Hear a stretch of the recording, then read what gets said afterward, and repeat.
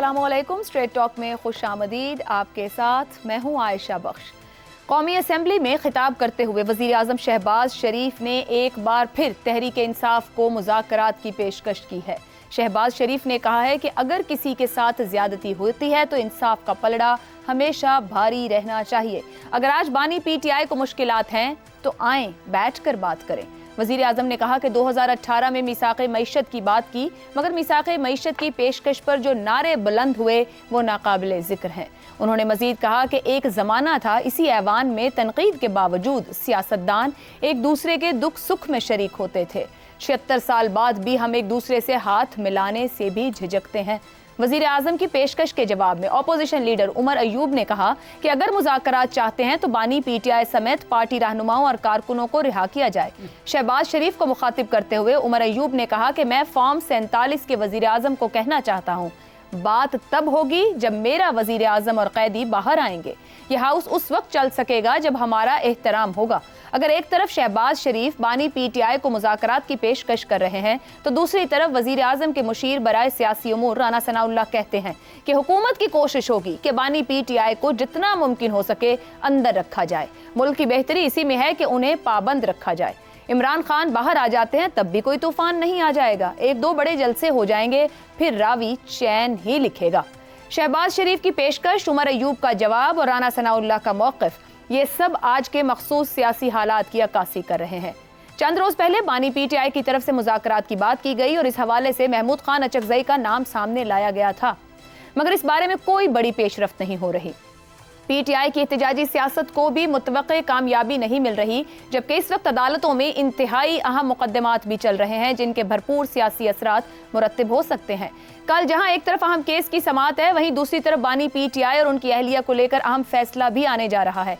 इन हालात में देखना होगा कि बानी PTI को अब अपने मौक़िफ़ में लचक का मुजाहिरा करते हुए वज़ीर आज़म की इस पेशकश का फ़ायदा उठाएंगे या नहीं उठाएंगे। इसी मामले पर पैनल के सामने सवाल रखेंगे। हमारे साथ हैं इफ्तिखार अहमद, शहजाद चौधरी, जैगम खान और आमिर ज़िया साहब भी आज हमें ज्वाइन कर रहे हैं। बहुत शुक्रिया आमिर साहब वक्त निकालने के लिए। पैनल के लिए सवाल, बानी PTI के ऑप्शंस नाकाम पर नाकाम, मुक़्तदरा का मौक़िफ़ भी वाज़े, अदलिया से भी जुज़वी रिलीफ ही मुमकिन। वज़ीर आज़म शहबाज शरीफ क्या भांप कर मुज़ाकरात की पेशकश कर रहे हैं? इफ्तिखार साहब, कितना संजीदा पेशकश है? वो फोर्स ये कर रहे हैं कि अगर बात होती है आपस में बाहमी तौर पे पार्लियामेंट के अंदर, सियासी जमातों के अंदर डायलॉग जन्म लेता है, तो जिस इक़्तिसादी बहाली की कोशिश वो कर रहे हैं वो तेज़ हो जाएगी, वो जल्दी हो जाएगी। इसको भांप के वो बात कर रहे हैं और तो कोई वजह नहीं। मगर बानी PTI का एक मौक़िफ़ हमेशा से रहा है और खुद उनको लेकर भी रहा है। उनका मौक़िफ़ क्या रहा है? मतलब वो ना तो ट्रस्ट करते हैं, ना समझते हैं कि वो ये ताकत और इख्तियार रखते हैं कि कोई बात कर सकते हैं। ये फैसला तो फिर उनकी मर्ज़ी का है। बहरहाल जो लोग इक़्तिदार रखते हैं, जिन्होंने आईन पाकिस्तान के तहत हलफ लिया हुआ है और असम्बली में मौजूद हैं, जो आईन पाकिस्तान के ताबे पाकिस्तान के प्राइम मिनिस्टर के ओहदे पर फाइज हैं, ये उनको बेहतर पता है कि वो क्या सोच रहे हैं और वो क्या भांप रहे हैं। वो ये भांप रहे हैं कि अगर सब मिल के चलें तो इसी में पाकिस्तान की भलाई है। तो ये होना चाहिए। और जो बात आपने बताई PTI के किसी आदमी का नाम लेके के उमर अयूब का, कि वो कहता है पहले रिहा करो फिर बात करेंगे, ये ऐसा कभी भी नहीं होता। ऐसे मुतालबात नहीं माने जाते। नॉर्मली डायलॉग पहले शुरू होता है, फिर उसमें शराइत रखी जाती हैं, फिर उन शराइत के बारे में डिबेट होती है कि शराइत काबिल कबूल हैं या नहीं। और यहाँ पे तो बात हो क्या रही है? बात ये हो रही है पाकिस्तान की इक़्तिसादी सूरत हाल को आगे ले जाने के लिए, जो पाकिस्तान ने CPEC 2 किया है, इसको कामयाब बनाने के लिए जिन ख़तरात का निशानदेही की गई पिछले दिनों कि पाकिस्तान को दहशत गर्दों से ख़तरा है, उन तंजीमों से ख़तरा जो इंतहा पसंद तंजीमें हैं, उनका मुकाबला करना है। तो इस सारी चीज़ों के लिए अपोजिशन का साथ जाना ज़रूरी है। आपके ख्याल में शहबाज शरीफ जस्ट एक बतौर प्राइम मिनिस्टर सियासी बयान दे रहे हैं वहाँ खड़े होकर, तमाम स्टेक होल्डर से बैकडोर बातचीत के बाद वो बानी PTI को कह रहे हैं कि आएँ बैठें, हम डिस्कशन करते हैं? मुझे ये तो नहीं पता कि बैकडोर को मुज़ाकरात हुए ये नहीं हुए, लेकिन उनका कहना बिल्कुल दुरुस्त है। और अगर बैकडोर मुज़ाकरात हो भी रहे हों तो बुरी बात तो नहीं होगी। नहीं, ये पाकिस्तान है, ये हमारा मुल्क है, ہم اس ملک کے عوام کی بہتری تبھی ممکن بنا سکیں گے اگر ہمارے درمیان ہم آہنگی ہوگی. جب میں ایک لیڈر جیل میں ہوگا اور آپ اسے کہیں آئے مذاکرات. جی جیل میں رہ کے لوگوں نے مذاکرات کیے, ممکن ہے ہوئے پاکستان کی تاریخ میں لوگوں نے جیل میں رہ کے مذاکرات کیے. دیکھیے مذاکرات افراد کے لیے کرنے ہیں یا پاکستان کے لیے کرنے ہیں, اب ذات کے لیے کرنے ہیں یا عوام کے لیے کرنے ہیں, یہ فیصلہ تو کرنا پڑتا نا. یہ تو بالکل فیصلے ایسے ہوتے ہیں. اب یہ کہا جائے کہ جی مجھے جب تک آپ باہر نہیں لائیں گے, چلے بات ہے باہر لے آتے ہیں, مثلا بھی آپ نے ایک حوالہ دیا, وہ حوالہ جو آپ نے دیا جو اندر ہی رکھنا چاہتے ہیں. نہیں, 2 حوالے دیا آپ نے کہا ایک دفعہ اندر رکھنا چاہتے ہیں, ایک دفعہ دوسرے انہوں نے کہا کہ باہر آ جائے تو جلسے کتنے کر لیں گے. تو یہ ایشو نہیں ہے, آپ ارریلیونٹ گفتگو کرتے ہیں ہم سارا دن ٹی وی پہ بیٹھ کے. ریلیونٹ چیز یہ ہے کہ پاکستان کی سیاسی جماعتوں کو باہمی طور پہ بیٹھ کے ڈائلاگ کرنا ہوگا کہ پاکستان کو دہشت گردی سے کیسے بچانا ہے, تشدد کی سیاست سے کیسے بچانا ہے, تشدد کے جو رجحانات ہیں اس سے کیسے بچانا ہے, پاکستان کو اقتصادی طور پہ محفوظ کیسے کرنا ہے, اور محفوظ کرنے کے بعد پاکستان کو آگے کیسے لے جانا ہے. یہ ہے پاکستان کے سیاستدانوں کی ذمہ داری, خواہ ان کا تعلق پی ٹی آئی سے ہو, پی ایم ایل این سے ہو, اپنا پیپلز پارٹی سے ہو, یا ان دوستوں سے ہو جو مختلف سیاسی جماعتوں سے تعلق رکھتے ہیں. پاکستان سب سے بڑی اہمیت کا حامل ہے. پاکستان ہے تو یہ سب ہیں, اور اگر پاکستان نہیں ہے اور ایک کمزور پاکستان ہے. بات آپ کہہ رہے ہیں یہ تمام سیاسی جماعتوں کے لیڈرز کہتے ہیں, لیکن پرابلم ٹرسٹ ڈیفیسٹ کا, یہ سیاسی جماعتیں ایک دوسرے کے ساتھ نہیں, وہ سب کا معاملہ ہے. نون لیگ بھی تھی تو ان کے ساتھ نہیں مذاکرات, انہوں نے بھی کہیں اور. میں کہہ رہا ہوں کہ یہ باتیں کیوں انہوں نے آج جیل میں نا, کہ ہمیں بھی جیلوں میں رکھا گیا, یہ کیا گیا, وہ کیا گیا. لیکن سر ایسا تو نہیں ہوا کہ ڈائیلاگ نے جنم نہ لیا ہو. ڈائیلاگ کے بغیر بات آگے نہیں جا سکتی. ڈائیلاگ ہوگا بغیر کسی ابتدائی شرائط کے. عامر ضیاء صاحب, یہ جو ایک بار پھر سے وزیر اعظم شہباز شریف بانی پی ٹی آئی کو پیشکش کر رہے ہیں, جب وہ وزیر اعظم اور وہ اپوزیشن لیڈر تھے, ایک پیشکش وہ تب بھی کر چکے, اور بانی پی ٹی آئی کے ہم نے گزشتہ 2-2.5 سال میں دیکھے تمام سیاسی آپشنز ناکام ہوئے جو انہوں نے لیے. کیا انہیں اب اس موقع سے فائدہ اٹھا لینا چاہیے؟ یہ بڑے متضاد قسم کے اشارے آ رہے ہیں حکومت سے. خود آپ نے اپنے ابتدائی کلمات میں کہا کہ رانا ثناء اللہ صاحب کیا کہہ رہے ہیں, وزیر اعظم پاکستان کیا کہہ رہے ہیں, اور یہ جو ہے اگر آپ ڈاؤن دا چین دیکھیں نون لیگ کی طرف سے آپ کو اسی طرح کے مکس جو ہیں آپ کو اشارے ملیں گے.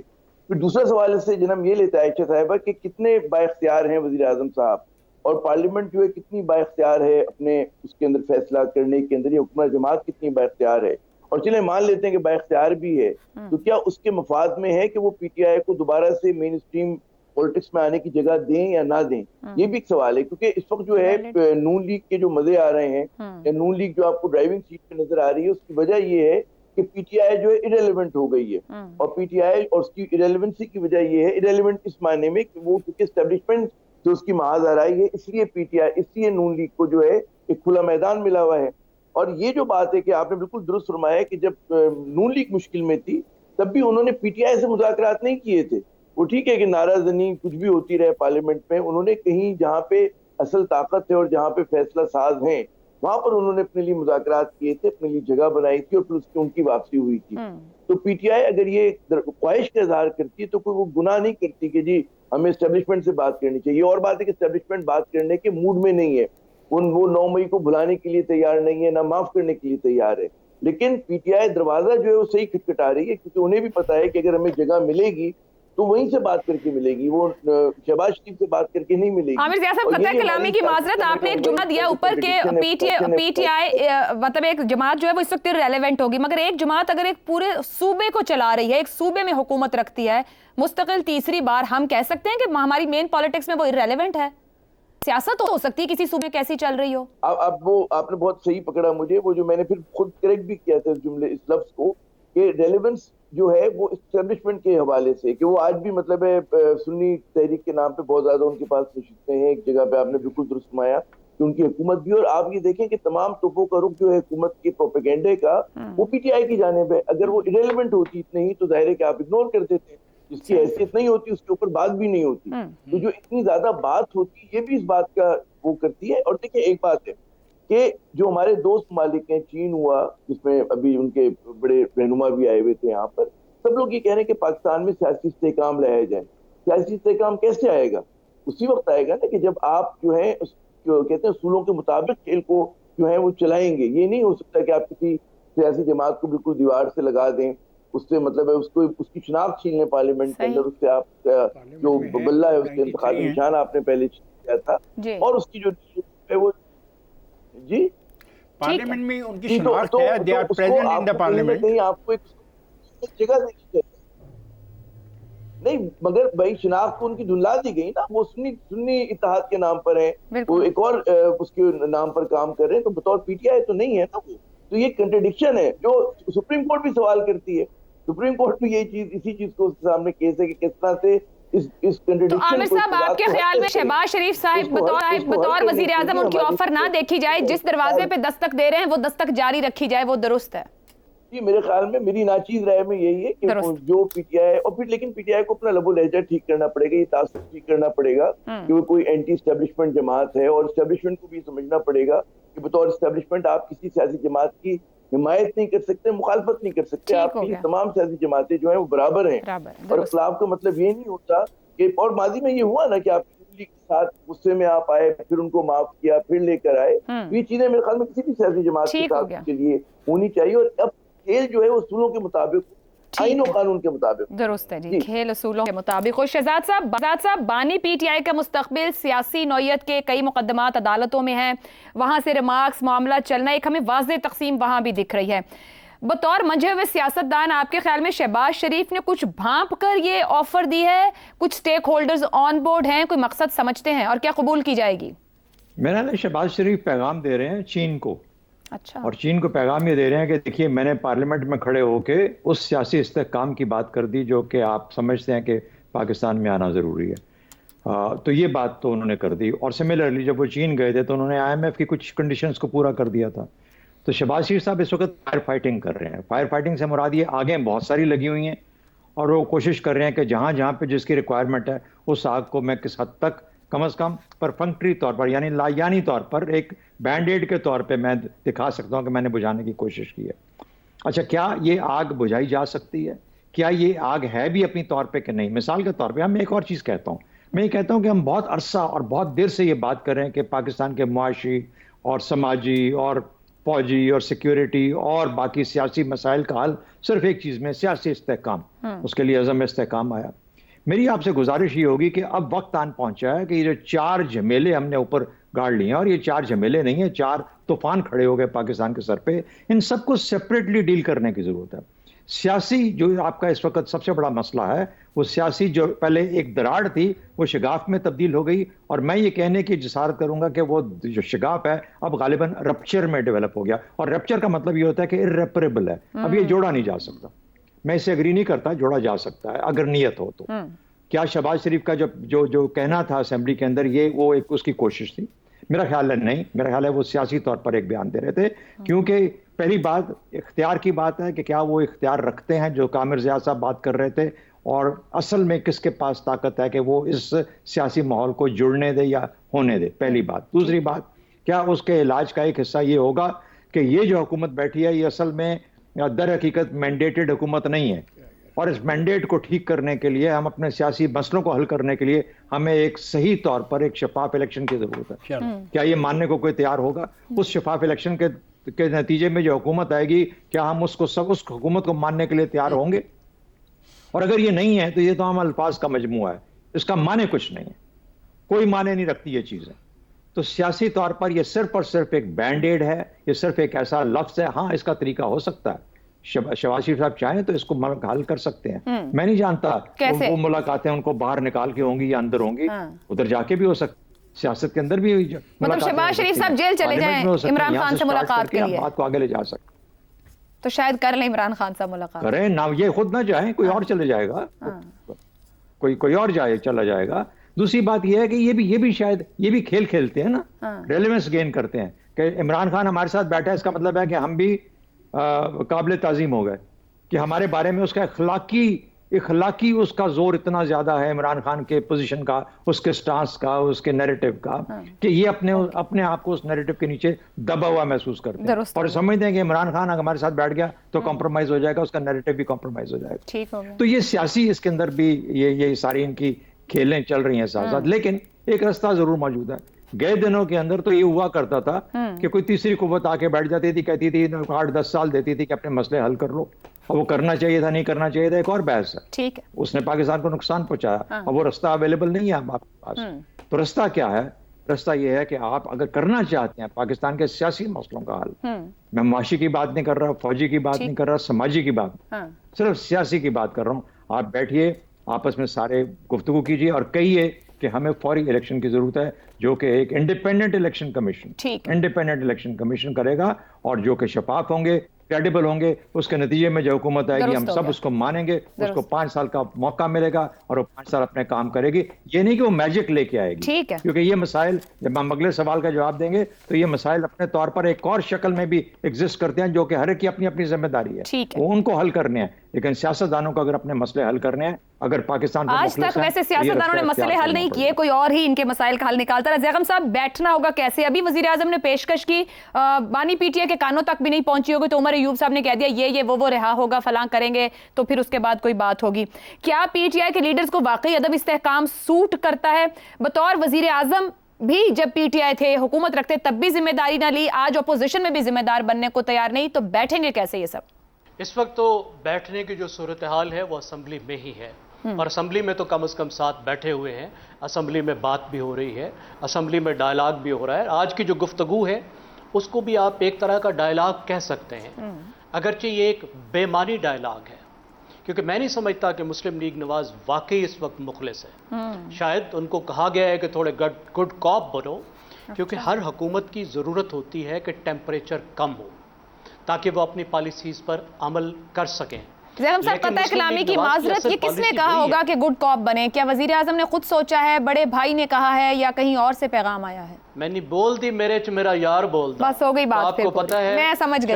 آگے چلیں, ابھی آپ نہ سمجھے, سمجھدار سب سمجھتے ہیں کہ شہباز شریف صاحب کیسے بولتے ہیں. اگلا سوال یہ ہے, مجھے سمجھ نہیں آئی. چلیں آپ سمجھا, اگلا میں سمجھا دیتا ہوں. مجھے سمجھ بالکل نہیں آئی ہے کون سا یار کس کر دوں گا. سر سر مجھے بات کرنے دیجئے, میں ایڈ کر دوں. اب وہ کیوں کر رہے ہیں؟ دیکھیے, اگر وہ کریں گے تو کیوں کریں گے, اس وقت کی ارجنسی کیا ہے؟ اس کی 3 وجوہات ہیں. پہلی بات ہے جو اس حکومت کی لیجیٹیمیسی کا پرابلم ہے, ساکھ کا کرائسس ہے, جو اس الیکشن کے ساتھ جڑا ہوا ہے, الیکشن کے ریزلٹس اس کے طریقہ کار کے ساتھ جڑا ہوا ہے. اس کا نتیجہ یہ ہے کہ بہت ہی تگڑی اپوزیشن ہے, اور یہ اپوزیشن بڑھ رہی ہے, اس کی طاقت بڑھ رہی ہے. کچھ جماعتیں جیسے مولانا جو ان کے تھادی تھے وہ بھی اب دوسری طرف جا رہے ہیں. تو اس کی ضرورت ہے حکومت کی کہ وہ اس صورتحال کو کنٹرول کرے. دوسری بات, حکومت نے مشکل ترین کام کرنے ہیں, جو ایک اتنی تکڑی, اتنی مشکل اپوزیشن کے ساتھ, جو کسی وقت بھی جس کی وجہ سے معاملات ہاتھ سے نکل سکتے ہیں, اس کے ہوتے ہوئے بڑے مشکل ہیں.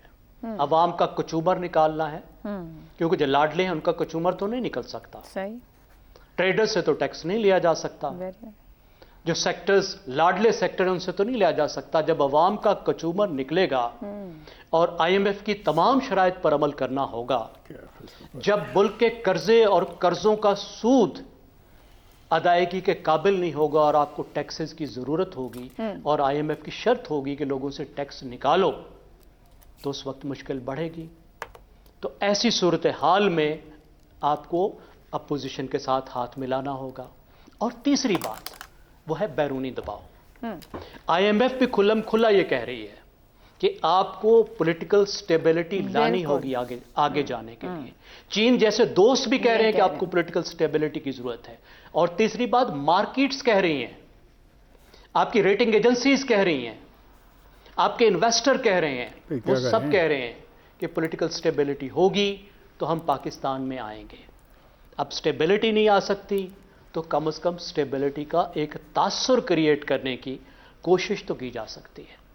اب دوسری طرف سے شرائط آ گئیں. اب شرائط کیا ہے کہ ہمارے قیدی رہا کرو. قیدیوں کے کیسز کا معاملہ کس کے ساتھ ہے؟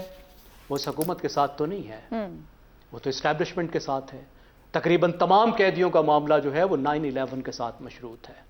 وزیر اعظم صاحب خود سے چاہیں بھی تو اس پر کوئی رعایت نہیں دے سکتے. اس پر بات تو پی ٹی آئی کو انہی سے کرنی ہوگی جن سے وہ بات کرنے کا کہہ رہے ہیں اور وہ بات کرنے کو تیار نہیں ہے. ٹھیک ہو گیا. لیکن وہ کم از کم حکومت کو تو یہ کہہ سکتے ہیں ٹھیک ہے بیڈ کاپ والا کام ہم خود سنبھال لیں گے, تم ذرا گڈ کاپ بنو, سیاستدان بنو, ذرا ٹیمپریچر کو ڈاؤن کرنے کی کوشش کرو. ٹھیک ہو گیا. لیکن اس طرف معاملہ وہی ہے کہ ادھر رانا ثناء اللہ کھڑا ہے اور یہ کہہ رہے ہیں کہ چلے چلو کہ وہ منزل ابھی نہیں آئی, اور منزل ہے پی ٹی آئی کا مکمل رگڑا, کیونکہ اس کے بغیر معاملات مشکل ہیں. خود کو تو بدلنا نہیں نا, اپنی پالیسیاں تو نہیں بدلنی. ٹھیک ہو گیا. اپنے جو طریقے ہیں وہ تو نہیں بدلنے نا, دشمن ہی رگڑا جائے تو کوئی رستہ نکلے گا نا. درست. میں اس پہ ایک بات کہنا چاہتا ہوں کہ پاکستان میں اس وقت سینٹ کے اندر, قومی اسمبلی کے اندر, صوبوں کے اندر سیاسی پارٹیوں کی نمائندگی ہے, اور ایک صوبہ تو ایک سیاسی پارٹی کے پاس مکمل طور پہ ہے, اور سینٹ کے اندر ایک سیاسی پارٹی کی اکثریت ہے. میں نہیں سمجھتا کہ ان تمام سچویشن کے سامنے رکھتے ہوئے ہم یہ کیوں کہتے ہیں کہ پاکستان کے اندر سیاسی استحکام پیدا نہیں ہو سکتا. ہم نہیں کہہ رہے, ہر طرف سے یہ آواز ہے. انویسٹر ملک میں نہیں آ رہا, چائنا جس نے انویسٹمنٹ کرنی تھی وہ آپ کو استحکام کا کہہ رہا ہے, آپ کے ملک کے اندر سے بزنس کمیونٹی استحکام کو کہہ رہی ہے. مجھے بات کرنا دینا چاہتی ہیں یا صرف آپ اپنی بات نہیں, آپ غلط جا رہی ہیں نا, آپ کسی کو بات نہیں کرنے دیتی ہیں, بریک پہ نہیں, غلط بات ہو رہی ہے. پاکستان میں پارلیمنٹ ہے اور پارلیمنٹ ڈیسائیڈ کرے گی کہ پاکستان کا فیوچر کیا ہے. پارلیمنٹ ہے اور پارلیمنٹ میں ڈیسائیڈ کرے گی کہ پاکستان کا فیوچر کیا ہوگا. مگر سیاسی استحکام یقینی طور پر ایک سوال. جی زیغم صاحب, اگر لیجیٹیمیسی ہوگی تو پارلیمنٹ لیجیٹیمیسی ہے, اگر نہیں ہے تو اگر نہیں ہے, اگر پارلیمنٹ حقیقی نہیں ہے تو جن کو اعتراض ہے وہ چھوڑ کے باہر نکل جائیں. چلیں جی ایک بریک لیتے ہیں, بریک کے تو ایک اور اہم معاملے پر گفتگو رہے گی. پروگرام میں ایک بار پھر خوش آمدید. کل عدم ٹی ٹی پی کی دفاعی شورا کے سربراہ دہشت گرد نصر اللہ محسود عرف مولوی منصور کو بلوچستان سے گرفتار کر لیا گیا. نصر اللہ محسود نے افغان طالبان, بھارتی خفیہ ایجنسی را اور بی ایل اے کے گٹھ جوڑ سے متعلق اہم انکشافات کیے ہیں. نصر اللہ محسود نے ویڈیو بیان میں بتایا ہے کہ اس نے پاک افغان بارڈر پر پاک فوج کی چیک پوسٹوں, وزیرستان اور ڈی آئی خان کے علاقوں میں بھی تقریبی کارروائیاں کی. نصر اللہ محسود نے کہا کہ وہ تصدیق کے ساتھ کہہ سکتا ہے کہ ٹی ٹی پی کا سارا نظام خصوصاً مالی نظام کے پس پشت بھارت ہے. ٹی ٹی پی رہنما مفتی نور ولی محسود نے کابل میں بھارتی سفارت خانے جا کر بدنام زمانہ خفیہ ایجنسی را کے حکام سے ملاقات کی, جس کی مکمل پشت پناہی موجودہ افغان حکومت کر رہی ہے. موجودہ افغان حکومت ٹی ٹی پی کو نہ صرف مالی مدد فراہم کر رہی ہے بلکہ ان کی ٹریننگ اور افرادی قوت بھی فراہم کر رہی ہے. مفتی نور ولی سمیت ٹی ٹی پی کی تمام قیادت افغانستان میں موجود ہے. ٹی ٹی پی کے تمام کمانڈر افغانستان میں کھلے عام گھوم پھر رہے ہیں, جبکہ B L A Majeed brigade کا کمانڈر بشیر زیب بھی افغانستان میں ہی موجود ہے. یہ سب آپس میں ملتے ہیں اور ان کے پیچھے را کا پورا ہاتھ ہے. دہشت گرد نصر اللہ کے انکشافات سے بہت سے اہم سوالات کھڑے ہوتے ہیں. کوئی شک نہیں کہ بھارتی خارجہ پالیسی میں پڑوسی دشمن اور پڑوسی کا پڑوسی دوست والی چانکیائی خارجہ پالیسی کا اثر رہا ہے. بھارت نے روز اول سے ہی افغانستان کو پاکستان کے خلاف استعمال کرنے کی کوشش کی. ابھی پاکستان وجود میں بھی نہیں آیا تھا کہ پختونستان کا شوشہ چھوڑا گیا. افغان بادشاہ ظاہر شاہ کے دور سے لے کر روس نواز افغان حکومتوں کے دور میں بھی افغانستان کو پاکستان کے خلاف استعمال کرنے کی کوشش کی گئی. 9/11 کے بعد پہلے حامد کارزائی پھر اشرف غنی کے دور میں بھارت نے جہاں ایک طرف افغانستان میں سرکاری عمارتوں اور دوسرے شعبوں میں بھرپور سرمایہ لگایا, وہیں افغان سرزمین کو پاکستان خاص طور پر کے پی اور بلوچستان میں دہشت گردی کے لیے بھی استعمال کرنے کے ٹھوس شواہد سامنے آئے. ٹی ٹی پی کے لیے افغان طالبان کا نرم گوشہ بھی ایک معلوم حقیقت ہے, مگر شرعی نظام کے نفاذ کا دعویٰ کرنے والے افغان طالبان اور بھارتی ایجنسی را کے گٹھ جوڑ سے پاکستان کے خلاف دہشت گردی مزید تشویشناک سوالات کو جنم دے رہی ہے. کیا مودی کے پہلے دور میں سامنے لائی گئی ڈویل ڈاکٹرائن کے مکروہ عزائم کا چہرہ مکمل طور پر بے نقاب ہونے لگا ہے؟ کیا افغانستان کے نام نہاد سیکولر حکمرانوں کی طرح اب اسلامی امارات افغانستان کے حکمران بھی پاکستان کے خلاف مکمل طور پر بھارتی کٹ پتلی بن چکے ہیں؟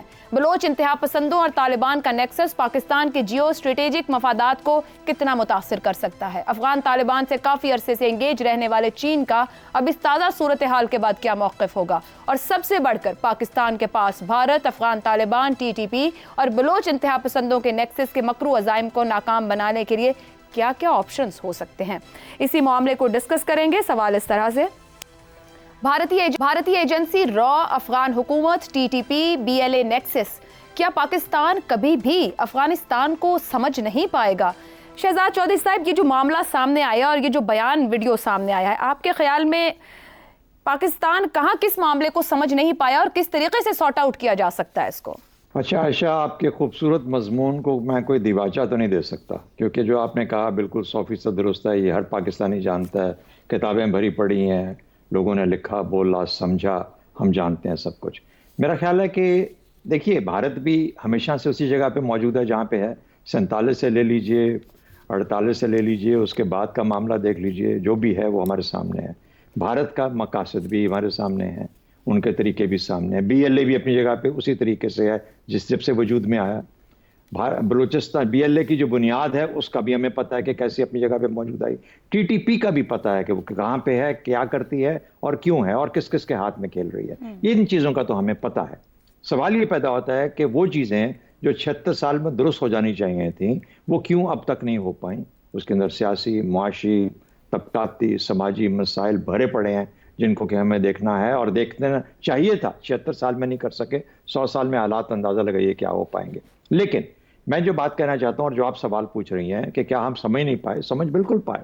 اور افغانستان ہمیشہ سے ایک رستہ ہے، ایک راہ داری ہے ان تمام قوتوں کو جو کبھی کہاں سے آئے اور کبھی کہاں سے آئے اور ہم پہ حملہ آور ہوئے، اور کبھی ہم جب سب ایک کانٹیننٹ ہوتا تھا اس پہ کہاں پانک سے حملہ آور ہوئے. تو یہ تو ایک حقیقت ہے، یہ رستہ اپنے طور پہ موجود ہے.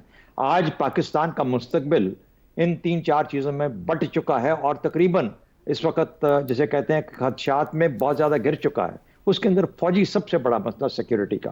چین آپ کی مدد نہیں کرنا چاہ رہا اس کی وجہ سے، اور کرنا چاہتا ہے تو کر نہیں پاتا کیونکہ یہ مسائل موجود ہیں. میرے خیال میں جب ہماری سیکیورٹی کے معاملات، چاہے وہ اندرونی ہے چاہے بیرونی ہے، چاہے وہ BLA سے ریلیٹڈ ہیں، چاہے TTP سے ریلیٹڈ ہیں، چاہے بھارت سے ریلیٹڈ ہیں، یہ سب دشمن ہیں. یہ دشمن مل کے حملہ کرتے ہیں، کبھی علیحدہ میں کرتے ہیں، کبھی مل کے کرتے ہیں. لڑنا کس نے ہے، اس کو سیکیور کس نے کرنا ہے؟ پاکستانی افواج نے. کہیں اور کچھ لوگوں کو بھی اپنا کام ادا کرنا ہوگا. درست. جب تک وہ اپنا کام نہیں کریں گے اس طریقے سے ایک اور قوت جو ہے اس کو اپنا فوکس بٹانا پڑے گا اور بٹ جائے گا اور بٹ چکا ہے. اس کو ختم کرنے کے لیے اور یکسوئی کے ساتھ اس جنگ کو لڑنے کے لیے، اس کی بیخ کنی کرنے کے لیے، جس کے لیے اعادہ کیا گیا پچھلی نیشنل سیکیورٹی کونسل میٹنگ کے اندر بھی کہ ہم نے جہاں جہاں پہ ان کی جڑیں ہیں وہاں پہ ان کو ختم کرنا ہے، اس کے لیے پھر جنگ کرنی پڑتی ہے. اور جنگ کی نوعیت بدل چکی ہے.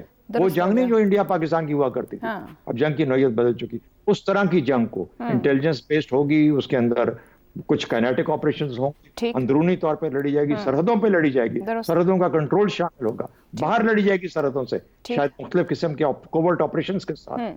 تو یہ کام اس وقت ہوگا جب سب کے سب جن کی ذمہ داری بنے گی وہ اس پہ فوکس کریں گے اور باقی جگہوں پہ ہاتھ دے کے مدد کی ضرورت نہیں ڈالنا پڑے گی. عامر صاحب، افغان طالبان کی TTP کو امداد اور یہ پورا سٹیٹمنٹ جو کچھ سامنے رکھ رہا ہے، کیا ہم سمجھ نہیں پائے وہاں کی صورتحال کو؟ اور اگر ہم سمجھ پائے تو ہم ہینڈل کیوں نہیں کر پائے، تسلسل کیوں نہیں؟ کیونکہ ہم تو اعادہ بھی کئی بار کر چکے اور مستقل جنگ کی صورتحال میں بھی ہیں اسی معاملے کو لے کر.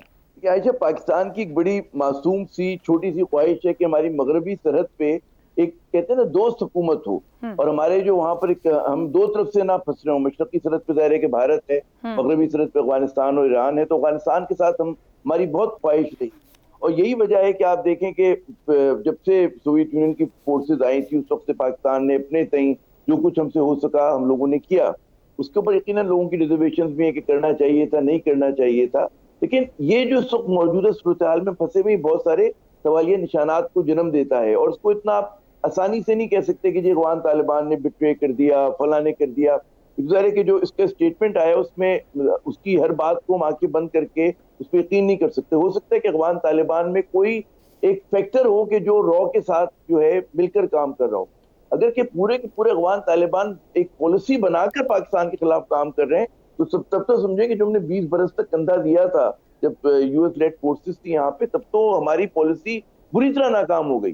اور ہم نے پھر کیا کیا؟ بھاڑ چونکا تھا پاکستان نے. آپ سوچیں نا کہ ہم نے پورا امریکی دباؤ کا مقابلہ کیا، کرزئی صاحب کی ناراضگی، اشرف غنی کی ناراضگی، پورا دور ہم نے گزارا جہاں پر ہم پین اسلامسٹ جو دہشت گرد تنظیمیں تھیں، القاعدہ جیسی، اس کے خلاف بڑا سینہ سپر رہے. ہم نے اس کی قیمت ادا کی اور ہم نے کہا کہ جی افغان طالبان سے آپ بات کریں کیونکہ یہ وہاں کی لیجیٹیمیٹ پولیٹیکل فورس ہے اور ان کو جگہ دیں. اور اس کی وجہ سے پھر دیکھیں گفتگو ہوئی، دوحہ ایگریمنٹ ہوا. تو اگر فرض کریں کہ افغان طالبان اتنے ناراض ہو گئے تو ہماری شکایت ان سے بالکل بجا، لیکن ہمیں بھی سوچنا چاہیے کہ ہم نے کیا پالیسی آپشن میں غلطی کی. ہمیں بھی تھوڑا سا اپنا ہائنڈ سائڈ پہ چیزوں کو دیکھنا چاہیے.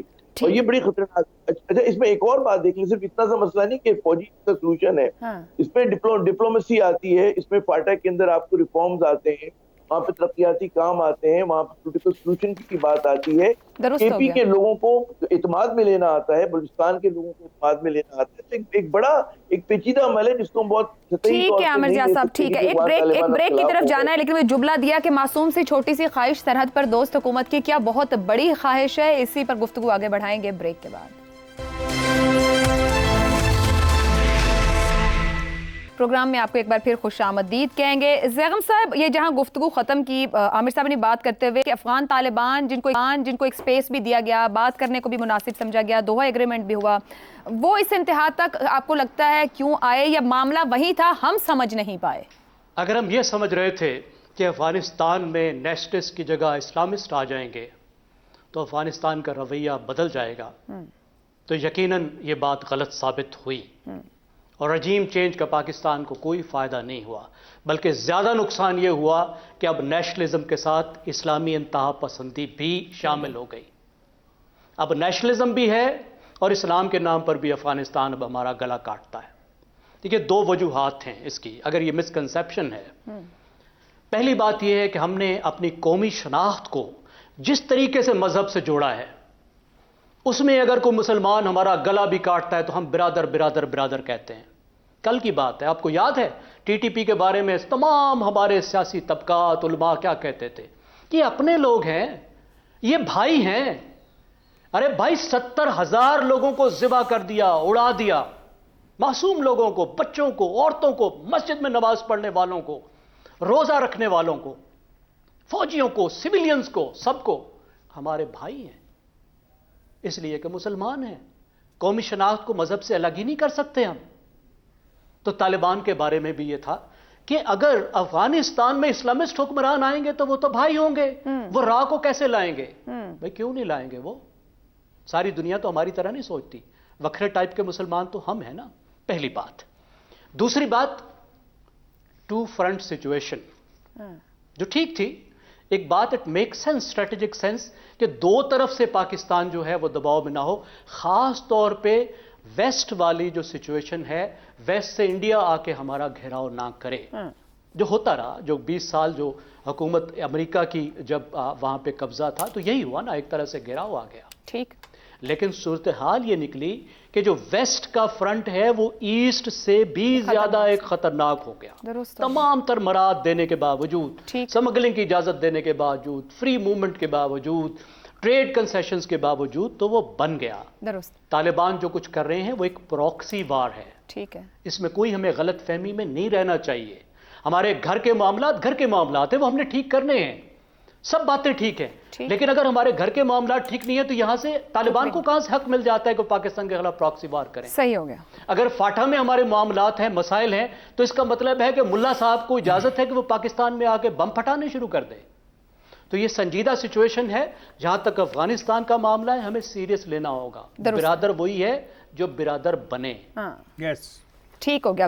افتخار صاحب، اس پورے انکشافات کے اندر جو نظر ہے کہ سی پیک کو بھی ہٹ کرنا ان کے اس میں شامل تھا، اور چین اور افغان طالبان کے کچھ عرصے سے آپس میں رابطے موجود ہیں. یہ جو نیکسس اب اس انکشاف میں سامنے ہے، چین کو کتنا امپیکٹ جائے گا، وہ کیا انڈرسٹینڈ کرے گا اس پورے؟ میں ایک بات بڑی کلیئر سمجھتا ہوں زیغم نے جو کہی ہے وہ درست ہے، اور وہی ایک حتمی بات ہے. جب آپ رجیم چینج کرنے کی بڑے نعرے مار رہے تھے اور بڑے خوش ہو رہے تھے اور چائے کی پیالیاں آپ وہاں پہ لے کے پھر رہے تھے اور دکھا رہے تھے، آپ تباہی کا ایک نیا رستہ کھول بیٹھے تھے. ایک ان کی نیشنلزم پختون، وہ اپنی اس جگہ پہ پہنچ گئی ہے جہاں 40-50 سال میں نہیں پہنچی. اور پھر اس کے ساتھ اسلامی ٹچ جو آپ دیکھ رہے ہو، اور جو نصر اللہ کے انکشافات ہیں وہ مذاق نہیں ہیں، وہ حقیقت میں مبنی ہیں. اور میں سمجھتا ہوں کہ جو انتہا پسند رویہ بلوچستان میں اپنایا ہوا ہے ہمارے دشمنوں میں، وہ اس کی کنٹینیوٹی ہے. تحریک طالبان پاکستان کے لیے جو ہمارے ملک میں ایک نرم گوشہ پیدا ہو گیا تھا، جی اپنے ہیں، کچھ نہ کہا جائے، پیارے ہیں، یہ وہ لوگ ذمہ دار ہیں یہ تمام وہ لوگ ذمہ دار ہیں جو ان کو واپس لے کے آئے پاکستان کی سرحد کے اندر بھی۔ اب مسئلہ یہ ہے کہ سرحد کے اندر سے بھی اور سرحد کے باہر سے بھی مل کے جو حملہ ہو رہا ہے، اس کا ہمیں حل ڈھونڈنا ہوگا، اور اس کا حل تبھی ممکن ہے کہ پاکستان کے اندر سے اس کا حل ڈھونڈنا ہوگا۔ یہ بہت امپورٹنٹ چیز ہے۔ ہم پھنس رہے ہیں، اور ہم یہ جو ہے نا، ایک ہوتی ہے تعلق کا واسطہ کہ ہم مسلمان ہیں، تو دنیا کے مسلمان بھی تو ہمارے مسلمان ہیں نا، تو ان سارے مسلمانوں کو بھی پھر پاکستان کے اندر آمد کی اجازت دے دو، اور ان کو بھی کہو جہاں مرضی آئیں، جس مرضی شہر میں آئیں، جس مرضی شہر کے اندر قبضہ کر لیں اور بیٹھ جائیں۔ ایسا نہیں ہو سکتا۔ ڈیورنڈ لائن ایک حقیقت ہے، یہ حقیقت رہے گی، اس حقیقت کو مینٹین کرنا ہے، اور پاکستان کی افواج کو اپنا کردار ادا کرنا ہے۔ اور یہ چند دن پہلے جو فیصلہ ہوا ہے دہشت گردی کے خاتمے کے خلاف اور شرط پسندی کے خلاف، اور جو لوگ اس فیصلے کے خلاف اکٹھے ہوئے ہیں ان کے بارے میں سوچنا پڑے گا کہ وہ کیا چاہتے کیا ہیں۔ دہشت گردی سے نمٹ اسی کا تسلسل درکار ہے۔ جتنے سال میں دہشت گردی اس ملک میں پنپی ہے، کم از کم اتنے سال چاہیے تسلسل سے کسی پالیسی کو چلانے کے لیے جو زمین کی جڑوں سے لے کر اس کے تناور درخت بننے تک ہمارے ساتھ چلے۔ آج کے پروگرام سے اتنا ہی، اجازت دیجیے، اللہ حافظ۔